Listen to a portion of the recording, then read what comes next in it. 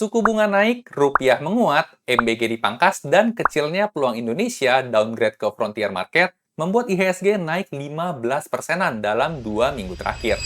Apakah ini tandanya IHSG udah bottom? Menurut saya pribadi, potensinya ada.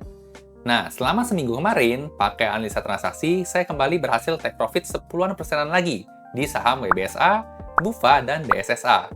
Nah, buat analisa saham WBSA udah sempat saya share ya di konten minggu lalu. Buat BUFA dan DSSA, prinsipnya sih sama aja. Nah, tapi buat awal minggu depan, kalau kita lihat ya secara transaksi, kayaknya perlu agak waspada nih di IHSG. Kenapa? Nanti bakal saya bahas alasannya di video kali ini. Sembari nanti kita coba screening saham-saham juga ya, yang menurut saya menarik buat trade di minggu depannya. Nah, buat yang penasaran, yuk tonton video terus sampai selesai.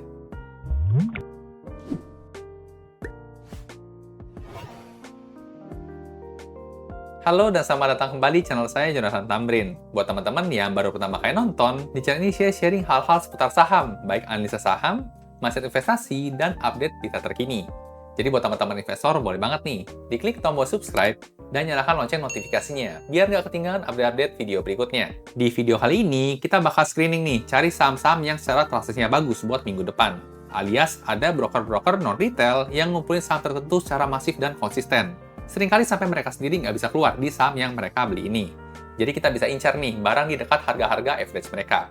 Nah, tentu sebelumnya disclaimer dulu, di sini saya hanya men-sharingkan workflow cara analisa saham yang saya gunakan. Tidak ada jaminan 100% profit, karena selain tools dan workflow, skill dan jam terbang di market juga sangat menentukan. Karena sangat mungkin nih kita ketemu di saham yang sama, tapi karena timing dan harga saham pas entry dan exitnya beda, hasilnya pun juga bisa jadi beda. Oke, seperti apa proses analisanya? Yuk langsung kita aja pembahasannya. Oke, buat mulai analisanya, kalian mau pakai tools apa aja bebas ya. Tapi saya pribadi pakai website Flow Tracker ini. Flow Tracker adalah website yang saya develop sendiri dengan tim, yang tujuan utamanya untuk mempermudah analisa transaksi saham. Karena kalau ngerjain manual, itu stepnya ada banyak, dan sumbernya juga kesebar-sebar. Oh ya, nanti kalau kalian misalnya mau cobain juga, ada free trial-nya ya, dan lagi ada promo spesial waktu terbatas juga. Jadi kalau tertarik, nanti bisa cek detailnya di kolom deskripsi atau di akhir video. Sekarang kita mau pakai dulu buat analisa. Nah, prinsip utama dalam memilih saham pakai analisa transaksi adalah kita cari saham-saham yang sedang diakumulasi. Alias, ada aliran uang besar yang masuk secara konsisten.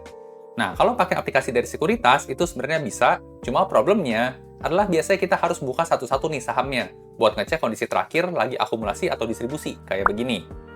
Nah, karena saham kita udah hampir 1000 ya secara jumlah, maka kayaknya nggak masuk akal kalau tiap hari kita cekin manual satu persatu kita bukain sahamnya. Jadi di Flow Tracker ini ada fitur yang saya buat yang sangat membantu nih, yaitu fitur Flow Analyzer. Kita coba klik di sini ya. Nah, di bawah sini ada tabel yang diupdate tiap hari ya, berdasarkan hari transaksi bursa terakhir. Dan udah urut juga, berdasarkan deteksi adanya akumulasi dari yang terbesar ya, positif dan warna hijau, sampai adanya distribusi, yaitu negatif dan angkanya merah. Nah, kalau kita lihat di bagian paling kiri ada kode saham ya, lalu di sebelah kanannya ada kolom last value. Nah, ini fungsinya buat ngecek apakah saham tersebut liquid apa enggak. Contoh ya, buat saham NATO, di sini last value-nya adalah 124 juta rupiah. Nah, ini artinya, per tanggal transaksi 19 Juni kemarin ya, dari jam 9 pagi sampai jam 4 sore, market tutup, saham NATO itu cuma ditransaksikan sebesar 124 juta rupiah aja. Alias ini nggak liquid ya. Jadi misalnya kalau orang mau beli 1 miliar rupiah ya, saham NATO itu nggak bisa. Kemungkinan besar sahamnya bisa arah sendiri ya, gara-gara si orang itu belinya susah, jualnya juga susah. Jadi biasanya ketika screening saya akan menghindari saham-saham yang tidak liquid seperti ini. Nah, di sebelah kanannya ada top 3 broker concentration. Ada angka dari D0, D-1 sampai D-4. Nah, kalau D0 berarti tanggal transaksi bursa terakhir, yaitu tanggal 17 Juni ya, per video ini dibuat. Kalau D-1 berarti kemarinnya lagi, hari Kamis, berarti ini hari Rabu, Selasa, dan hari Seninnya. Nah, kalau angkanya hijau dan positif, berarti tandanya terdeteksi ada aktivitas akumulasi, alias ada perpindahan barang dari banyak orang ke sedikit pihak. Dan kalau angkanya merah dan negatif, berarti secara sistem terdeteksi ada aktivitas distribusi. Ada perpindahan barang dari sedikit pihak ke banyak orang. Nah, lanjut sebelah kanannya ada daily change ya, yaitu adalah perubahan harga saham dari D-1 ke D0. Contoh untuk NATO ini berarti tidak bergerak ya, harga sahamnya 0% perubahannya. Dan kemudian kolom paling kanan ada market price, yaitu harga penutupan saham terakhir di D0, yaitu terakhir ya, 19 Juni. NATO di 595. Nah, jadi setiap hari, setiap malam, sekitar jam 8 atau jam 9, saya biasanya melakukan screening saham ya, buat perang di market besoknya. Yaitu dengan cara analisa satu-satu nih, saham-saham yang terdeteksi di D0-nya ada aktivitas akumulasi. Nah, biasanya saya screening nih, saya nggak mau saham-saham yang tidak liquid. Nah, biasanya saya langsung filter ya di sini, saya pengen saham yang liquid minimal buat saya pribadi itu di kisaran di atas 5 miliar rupiah.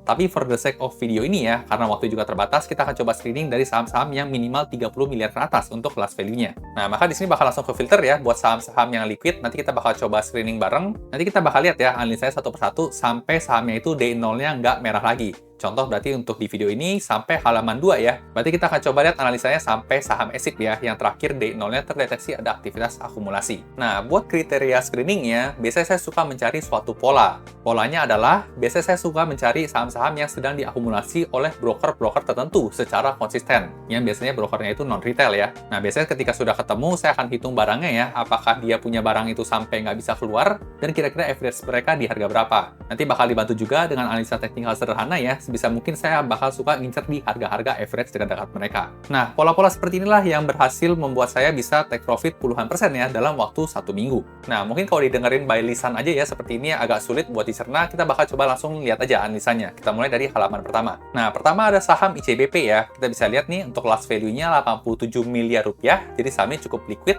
Jadi kalau misalnya punya uang 1, 2, atau 3 miliar, pengen langsung di HK di satu hari, itu bisa dapat barang semua, buangnya juga gampang. Nah, selanjutnya kita lihat untuk D0 sampai D-4-nya, saham ICBP itu sempat terdeteksi akumulasi, distribusi, akumulasi, dan akumulasi ya dalam 2 hari terakhir. Untuk perubahan harga sahamnya di 1% ya, dari hari Kamis ke hari Jumatnya, dan penutupannya di harga 6.700. Nah, sekarang kita bakal coba analisa lebih lanjut untuk transaksinya kira-kira menarik apa enggak ICBP ini, kita klik. Nah, setelah diklik, nanti di bawahnya akan langsung muncul ya untuk terus analisa lebih lanjutnya. Nah, hal pertama yang biasa saya suka perhatikan yaitu adalah flow summary-nya. Saya pengen lihat nih, kira-kira aktivitas dari foreign, retail, sama big money-nya itu seperti apa. Nah, kondisi yang ideal ya buat saya pribadi itu ketika foreign flow-nya itu positif, retail-nya negatif ya alias keluar, dan big money-nya itu positif. Jadi 2 lawan 1, foreign dan big money lawan retail. Nah, kenapa saya suka kalau retail-nya keluar? Ya karena psikologi retail ya. Retail itu ketika membeli sebuah sahamnya, itu mereka nggak berani nge-HK atau beli harga atas. Mereka cenderungnya ngebid ya, jadi tunggu diguyur. Dan ketika mereka sudah punya barang ya, kalau dikasih ada cuan sedikit, mereka langsung TP. Makanya harga sahamnya nggak naik-naik. Beda nih sama foreign sama big money. Karena mereka punya uang yang cukup besar ya, jadi ketika mereka mau ngoleksi barang, itu mereka cenderung untuk nge-HK, bikin harga sahamnya naik. Nah, untuk saham ICBP, kalau kita perhatikan ya, untuk foreign flow-nya selama 10 hari terakhir masih agak galau ya, masih belum konsisten untuk beli terus. Nah, kita coba fokus untuk tanggal yang terakhir ya, tanggal 19 Juni ini, foreign flow-nya angkanya positif, berarti arusnya lagi masuk. Nah, buat flow retail-nya, di sini terlihat keluar ya untuk retail-nya, cukup besar juga. Dan untuk big money flow-nya juga masih keluar sedikit, jadi belum bersatu ya foreign sama big money-nya. Nah, nggak apa-apa, jadi kurang lebih update-nya masih seperti ini ya untuk ICBP. Sekarang kita lihat nih, buat lanjut ke broker action-nya. Di sini saya mau ngecek, kira-kira ada nggak sih broker yang layak saya ikutin ya, saya ekorin. Nah, broker-broker yang saya suka ikutin ya, itu ciri-cirinya mereka harus konsisten buy terus nih, nggak sell-sell. Nah, kita coba lihat ya, dalam waktu 1 bulan terakhir, ada yang beli terus-terusan, yaitu broker yang warna kuning, yaitu broker ZP. Nah, selain broker ZP ya, yang konsisten beli, ternyata ada yang konsisten buang nih, yaitu yang warna hijau, yaitu broker AK. Nah, kita coba tarik ya, selama 3 bulan terakhir. Nah, broker yang warna kuning ya, sempat akumulasi secara konsisten dan besar-besar ya. Di sini kita bisa lihat ya, yang warna kuning dia nggak jualan, tapi harga sahamnya nggak naik. Gara-gara apa? Gara-gara ada yang hijau nih, si AK-nya dia buang juga terus-terusan. Nah, sekarang kita coba hitung barang ya, kira-kira si ZP ini mulai kumpulin dari kapan dan sudah pegang berapa banyak sih? Nah, di sini kita tinggal lihat aja. ZP-nya itu mulai ngumpulin saham ini semenjak tanggal 4 Juni ya. Kita bisa lihat di sini angkanya dari minus 63 mulai jadi minus 46. Nah, kita coba klik and drag aja ya, kita tahan ke tanggal yang terakhir sini. Nah, broker ZP-nya ternyata terus-terusan beli saham ICBP ini sampai 111 miliar rupiah. Dan average-nya dia di harga 6.537. Harga saham sekarang berapa? Sekarang di 6.700 ya, alias si ZP ini lagi floating profit sedikit. Nah, apakah ZP-nya ini nyangkut di saham ICBP? Tinggal kita hitung ya, 111 miliar kita bandingkan dengan last value-nya.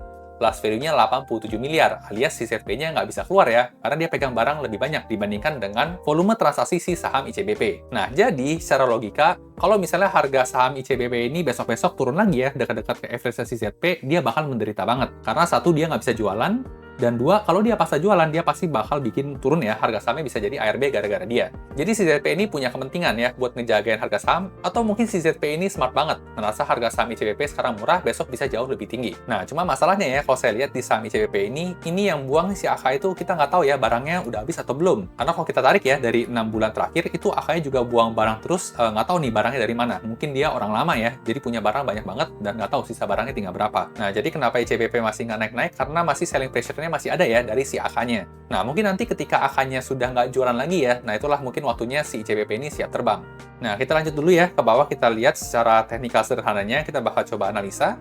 Nah, ICBP ini secara besaran masih downtrend ya. Kalau kita coba tarik garis dari sini ke bawah, dia masih dalam channel downtrend, jadi masih belum patah. Jadi masih sangat possible dia mungkin bisa turun lagi ya, dan nggak tahu juga apakah dia akan mantul di support di sini ya, apa dia melanjutkan penurunannya. Jadi so far sih kelihatannya ICBP masih belum terlalu menarik ya untuk minggu depan. Nah, apalagi juga kalau kita lihat untuk ICBP itu gerakannya tidak terlalu liar. Nah, kita coba lihat, sekalinya dia batang hijau mungkin cuma 5%-an aja ya, nggak sampai double digit atau arah-arah sampai 20%. Jadi memang pergerakannya saham ICBP itu kurang volatil. Jadi kalau berharap 10% seminggu ya dari saham ICBP, ya mungkin bisa, tapi jarang-jarang mungkin terjadinya. Jadi kalau mungkin berharap ICBP 10% ya dalam seminggu, ya mungkin bisa, nggak ada yang mustahil ya di pasar saham, tapi mungkin butuh waktu. Kayak ini aja dia membutuhkan 10 hari bursa ya untuk mencapai 13% alias 2 minggu. Itu pun harus hijau terus. Nah, lanjut lagi di bawah, kalau kita lihat untuk broker trendnya ya, ini adalah tools yang saya kembangkan sendiri untuk ngelihat pergerakan retail di sini. Kira-kira mereka lagi jualan apa lagi beli sih. Kalau kotaknya warna hijau, itu artinya broker-broker tersebut net buy ya di tanggal tersebut. Kalau merah ya berarti kebalikannya, ada net sell atau jualan. Nah, ini list broker-broker yang menurut saya pada umumnya itu terafiliasi sama retail, meskipun tidak selalu ya pada kenyataannya. Nah, kita juga bisa lihat nih berapa hari terakhir detailnya sudah mulai keluar tipis-tipis. Kalau kita coba blok ya selama di sini, nah mereka sudah mulai keluar ya merah-merah, tapi masih dalam satuannya jutaan rupiah aja, belum sampai miliaran. Ini baru beberapa aja nih yang miliaran. Nah, oke, jadi seperti itu untuk ICBP. Kalau saya lihat sih saya akan skip ya, karena satu, selain dia masih downtrend, dia juga lama ya pergerakannya. Lalu kemudian yang jualan juga nggak tahu nih barang sisa berapa si AK-nya. Jadi tidak terlalu mudah untuk diprediksi dari segi analisa transaksinya. Nah, lanjut lagi kita analisa ya saham yang kedua, kita tutup. Kita lihat saham Mayor. Nah, sini kita bisa lihat ya, Mayor ini naiknya cukup kenceng nih terakhir, 14%-an. Ada apa? Selama 5 hari terakhir juga terlihat ada akumulasi terus ya saham Mayora ini. Dan untuk last value-nya juga cukup liquid ya, di 47 miliar. Nah, untuk saham Mayora, ternyata di hari terakhir ada foreign flow yang cukup signifikan masuk nih. Retailnya keluar dan big money-nya di sini terdata keluar. Kita bisa hover aja di sini siapa yang beli ya. Terakhir itu adalah broker AK nih, 29,05 miliar ya. Dan yang buang di sini ada broker PD, 25,98 miliar. Nah, broker PD, Indo Premier Sekuritas, meskipun dia terafiliasi dengan retail ya, tapi kalau nominalnya sampai sebesar ini sih menurut saya bukannya retail, ini big money. Jadi ada perpindahan barang ya, dari big money ke asing, dan kalau kita lihat ya, AK-nya itu belinya nyodok ya, baru 1 hari terakhir di tanggal 19, yang warna oranye ini. Tiba-tiba dia beli banyak banget. Nah, kalau case-nya seperti ini, biasanya saya suka penasaran, kira-kira AK-nya itu cara makannya kayak gimana sih? Apakah cara makannya itu dia nge-HK-HK ya di pertengahan market, atau belinya di ending doang? Nah, biasanya saya suka pakai satu tools tambahan lagi, yaitu tools untuk ngelihat satu day ya, yaitu di hari terakhirnya aja. Cuma kebetulan untuk flow tracker ini masih terbatas ya, belum bisa sampai satu day. Saya sebenarnya pengen banget ya ada satu day di sini, tapi masih belum bisa secara kapasitas. Jadi khusus buat satu day, biasanya saya pakai bantuan aplikasi dari sekuritas. Contohnya di sini ya, saya pakai untuk Stockbit. Nah, untuk satu day ternyata warna ungunya, yaitu broker AK, dia belinya pada saat penutupan market aja. Jadi dari pagi sampai sore itu harga sahamnya nggak kemana-mana, namun pada saat penutupan, IEP, IEV-nya itu tiba-tiba gede ya, lalu kemudian harga sahamnya naik signifikan. Nah, kalau cara makannya seperti ini, itu biasanya adalah passive fund ya, atau fund-fund yang melakukan rebalancing portofolionya mereka. Nah, kecenderungannya saham-saham yang tiba-tiba lompat kayak gini itu besoknya turun ya, karena kaget dia naiknya anomali di akhir. Dan fund-fund seperti ini juga biasanya ketika sudah memenuhi kuota ya untuk target dari portofolio mereka, ya udah mereka nggak beli lagi, lalu dia tidur lagi. Nah, jadi apakah broker AK-nya layak buat diikutin ya untuk analisa transaksi? Menurut saya sih agak kurang ya kalau seperti ini. Karena dari behavior-nya lebih terlihat dia itu fund biasa aja, bukannya seorang trader atau big money yang ngambil dari market selama seharian. Ya, bahasa kasarnya mereka nggak mainin harga saham lah, cuma untuk kebutuhan rebalancing portofolio aja. Nah, kalau kita coba hitung barang ya, untuk AK-nya karena baru beli di hari terakhir, ya udah kita tinggal lihat aja ya di bagian brosur bawah situ tanggal 19 Juni ya. Ini ada 2 broker summary buat hitung barang. Kita bisa lihat AK-nya ngambil 29 miliar di harga 1968. Harga sahamnya sekarang di 1990, dan apakah 30 miliar itu besar ya? Apakah dia nyangkut? Kita tinggal lihat ya. Nah, 30 miliar itu cukup besar ya. Ini volumenya cuma 47 miliar, 30 miliarnya itu dari si AK-nya sendiri. Jadi cukup bisa dibilang nyangkut juga lah. Tapi bisa dibilang angkanya ini lebih ke pasifan kalau saya lihatnya. Nah, untuk saham Mayora ini juga kurang lebih sama ya kayak ICBP. Untuk warna hijaunya itu biasanya juga nggak terlalu volatil. Di sini 2%-an ya, lalu kemudian 0,5% sekalinya hijau. Ini kebetulan kemarin aja, tiba-tiba dia sampai 14%. Tapi ini jarang terjadi. Jadi menurut saya sih besar kemungkinan untuk hari Senin dan Selasa, kemungkinan besar dia akan koreksi dulu lagi. Jadi kaget marketnya. Nah, ngomong-ngomong kemungkinan turun, tadi sempat di awal saya sempat bilang ya, ada cukup waspada nih untuk IHSG di minggu depan. Saya baru ingat, kenapa saya bilang seperti itu? Karena menurut saya, di minggu kemarin itu IHSG udah cukup hot ya, naiknya cukup banyak. Dan kalau kita lihat ya, untuk screeningan D0-nya yang warna hijau, itu cuma sampai halaman 2 aja. Padahal biasanya sehari itu seenggaknya saya sampai halaman 4, itu masih hijau. Jadi kalau kita lihat, pada saat kemarin IHSG hijau, justru malah banyak yang distribusi alias buang barang. Jadi kalau menurut saya sih, kemungkinan Senin atau Selasa itu IHSG bakal koreksi sehat dulu ya. Kalau kita coba lihat komposit ya, di sini kita ganti IHSG, di sini komposit. Dan kalau kita misalnya tambah indikator sederhana ya, moving average aja di sini, moving average. Saya biasa suka pakai simple moving average yang 10 angkanya.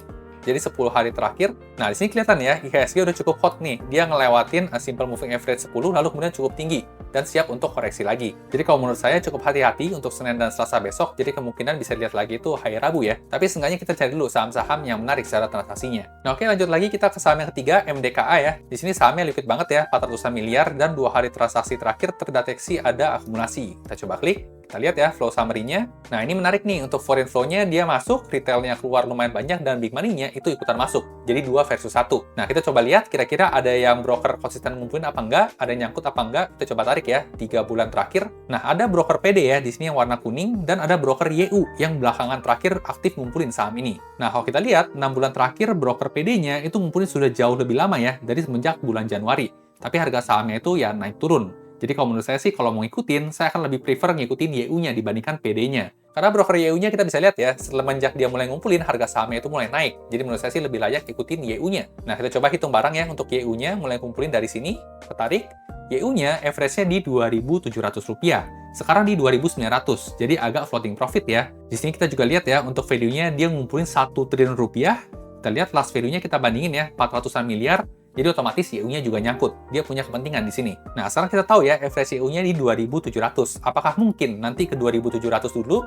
Nah, sekarang kita coba lihat teknikal sederhananya ya. Nah, kalau kita perhatikan ya, MDK ini sempat berusaha untuk break dari pola downtrend-nya. Jadi dari sini ya, ke sini. Lalu kemudian dia berusaha break tapi gagal, nggak kuat. Dan kalau kita lihat, ekornya di sini juga panjang ya, berarti tekanan jualnya cukup tinggi. Menurut saya sih sangat mungkin ya, dia bakal nge-swing ke bawah dulu lagi. Coba kita tambahin untuk simple moving average-nya. Moving average.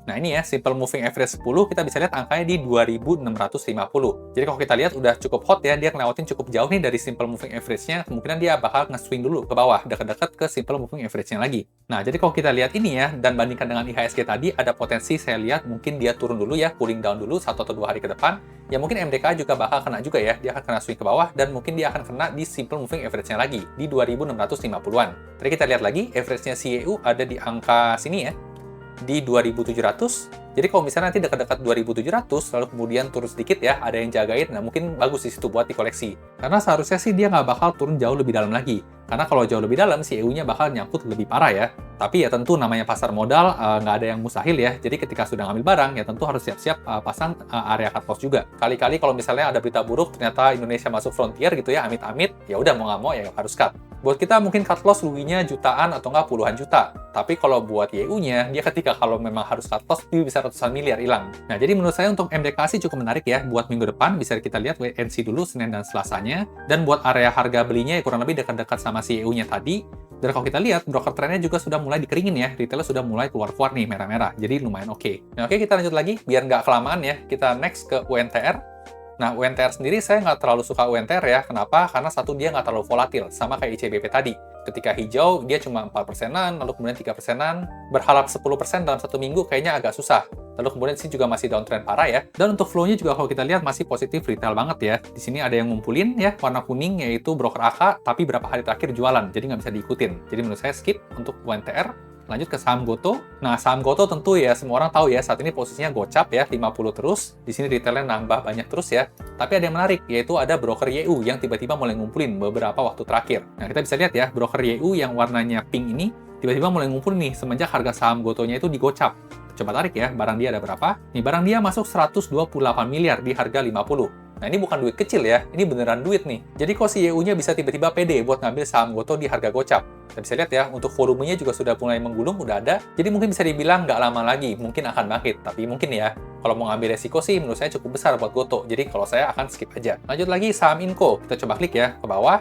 Di sini juga untuk flow-nya masih belum bagus-bagus amat, foreign big money-nya masih kecil-kecil. Buat broker yang mau diikutin juga di sini kita bisa bilang belum ada yang menarik ya. Ada BK di sini tapi terakhir belum ngumpulin lagi, malah cenderung buang. Dan bahkan parahnya di sini BK-nya malah cut loss. Kita coba lihat ya, tarik 3 bulan terakhir. BK yang warna oranye ya di sini, dia mulai ngumpulin dari sini ya BK-nya.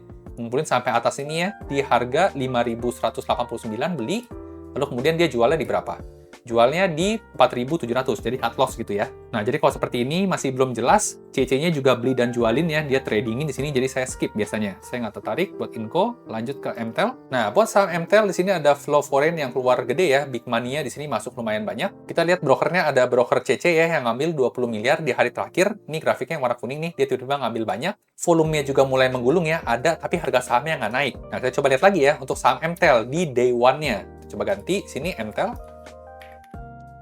Nah, untuk day one-nya, MTEL ternyata sama ya. Dia belinya cuma di akhir sesi aja, closingan barang antara si CC sama AK-nya. Jadi menurut saya nggak menarik buat MTEL, kita skip lagi. Lanjut ganti ke saham Unilever. Nah, buat saham Unilever, di sini saya lihat cukup menarik ya. Kalau kita lihat secara flow summary-nya, foreign-nya masuk, retail-nya keluar, dan big money-nya masuk. Dan terkesan ada yang ngumpulin juga ya, yaitu broker YU-nya. Kita coba tarik selama 3 bulan terakhir. Nah, ada 2 broker nih, yaitu broker PD sama broker YU-nya. Kita coba hitung barang ya, broker PD-nya dulu, kita tarik di sini.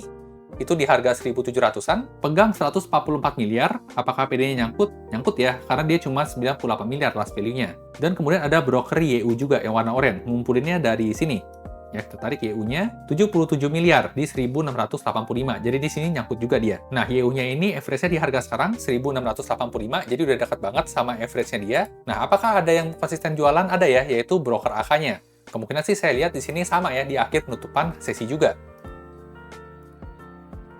Nah, di sini kita bisa lihat ya, untuk cara makannya juga sama, di penutupan sesi, AK sama YU-nya crossingan barang di sini. Ya, apakah menarik? Sebenarnya cukup menarik, tapi nggak sampai menarik banget ya. Di sini karena retailnya keluar, lumayan, big money-nya masuk. Sebenarnya cukup oke, cuma mungkin agak pelan ya untuk Unilever ini. Sama nih, ketika dia batang hijau, nggak nyampe puluhan persen, biasanya cuma 2% aja.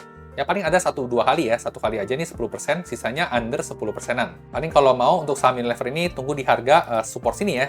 Ya kurang lebih di harga 1.620 atau 1.630. Nah, tapi jangan lupa juga buat pasang cut loss kalau dia tembus ke bawah sampai ke 1.595, menurut saya sih udah nggak terlalu oke, berarti dia jebol ke bawah. Nah, kalau misalnya coba hitung ya, dari harga sini sampai 10% kurang lebih ada di harga sini ya, di harga 1.780. Jadi mungkin dijual di 1.800 itu mungkin masih oke. Skenario-nya saya rasa dia akan coba tembus di 1.800 nggak kuat lalu kemudian jatuh lagi. Nah oke, lanjut lagi. Cepat aja karena saya takut videonya kelamaan. Nanti kalian bisa coba explore sendiri. Kita akan langsung lanjut ke saham MBMA. Jadi kurang lebih sama aja ya untuk alurnya analisa dari sini untuk transaksinya menarik apa enggak. Nah buat saham MBMA meskipun aslinya keluar tapi sih menurut saya cukup menarik karena big money-nya cukup banyak masuk. Lalu retailnya juga berapa kali keluar. Nah MBMA ini meskipun kemarin saya sudah take profit ya masih cukup menarik nih. Karena PD-nya masih belum jualan yang saya ikutin. Nah, kita coba lihat untuk 3 bulan terakhir, PD-nya itu punya barang sebesar 200 miliar di harga 463. Nah, 200 miliar ini dia nggak bisa keluar ya, karena last value-nya cuma 140 miliar. Jadi dia nyangkut, tapi posisinya dia masih floating profit, karena harga sahamnya sekarang 540.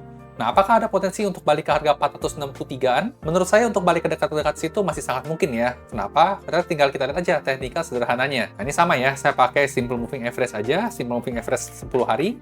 Nah, sini sudah 10 hari, kita bisa lihat nih, angkanya di 483. Dan udah cukup hot juga ya, naiknya udah cukup kenceng. Jadi dia sangat wajar kalau mungkin 1-2 hari ke depan koreksi sehat dulu ke bawah. Nah, jadi kalau menurut saya pribadi mungkin masih akan dikasih ya di 480. Jadi mungkin nanti Senin besok dia akan jatuh dulu ya. Kalau kenceng dia akan langsung kena garisnya. Tapi kalau belum ya mungkin Selasanya baru kena garisnya dan mungkin collect di tanggal-tanggal situ. Nah, jadi buat saya pribadi sih nggak apa-apa ya kalau dapat harga sahamnya sedikit di atasnya, asal nggak jauh-jauh amat. Nah, oke, jadi kurang lebih seperti itu ya untuk analisa yang biasa saya lakukan setiap hari. Saya biasa lihatin satu-satu ya untuk last value-nya dari 5 miliar ke atas, jadi cukup banyak. Dan untuk minggu depan saham yang mungkin menarik untuk di watchlist yaitu saham MDKA tadi ya, saham Unilever sama MBMA ini.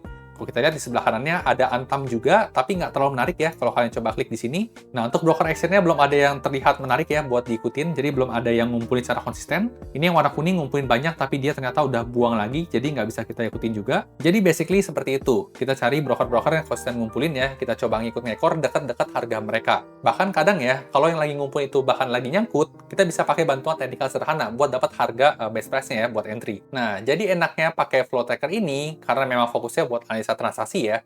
Jadi memang ada fitur-fitur yang nggak ada nih di sekuritas. Kayak contohnya barisan flow analyzer yang di sini ya. Ini nggak ada di sekuritas. Lalu kemudian di bawah ada flow summary, juga sekuritas biasanya nggak ada. Broker action-nya mungkin ada, tapi biasanya mereka nggak bisa diklik dan drag ya buat hitung barang seperti ini. Dan di bawah juga ada fitur yang saya kembangin sendiri, yaitu broker trend. Buat melihat kira-kira broker-broker ini lagi ngapain sih, lagi ngumpulin apalagi buang barang. Terutama broker retail ya, apakah mereka lagi diguyur, apalagi diserap. Dan kalaupun misalnya kalian punya waktu yang terbatas ya buat analisa saham setiap hari, di sini saya juga ada fitur yang namanya accumulation streak. Kita coba klik. Nah, di fitur ini, kita bisa ngeliat nih saham-saham mana aja yang sedang aktif dikumpulin. Kayak contoh misalnya dalam 4 hari terakhir ya. Nah, di sini ada saham BBCA aktif dikumpulin sama broker RX. Average dia di harga 6.200 ya selama 4 hari terakhir. Dan posisi dia lagi floating profit 0,78%. Dan ada yang aktif jualan juga, yaitu broker AK-nya. Nah, kalau kita misalnya pengen lihat saham-saham yang dibuang sama broker-broker retail, ya udah kita tinggal nyalain aja retail as seller streak-nya. Nah, kayak contoh ya, di sini ada saham mesin dikumpulin terus sama broker EP, posisinya sudah floating profit ya 8%, yang buang broker XL terus. Nah, tapi tentu ini nggak langsung otomatis jadi watchlist ya. Kalian harus tetap analisa juga nih, biar nggak salah. Jadi tinggal diklik lagi dan analisa kayak tadi. Kira-kira ada broker nggak yang menarik buat diikutin. Buat teman-teman yang tertarik mau coba website flow tracker-nya, saya lagi adain promo spesial waktu terbatas. Kalian bisa cobain dulu free trial-nya di website flowtracker.id. Jadi kalau cocok, bisa langsung pesen aja. Datanya bakal diupdate setiap sore hari, jadi setiap malam bisa dipakai analisa buat perang di market besoknya. Info lebih lengkapnya bisa cek kolom deskripsi di bawah ya. Dan buat yang masih mau tanya-tanya dulu, juga bisa nih ke admin via DM Instagram di Jonathan Tamrin. Suka video seperti ini? Kemungkinan besar kalian juga bakal suka video lainnya di channel ini. Jangan lupa di-like dan bagikan ke teman-teman investor lainnya ya, supaya makin jago analisa sahamnya. Sampai jumpa di video berikutnya.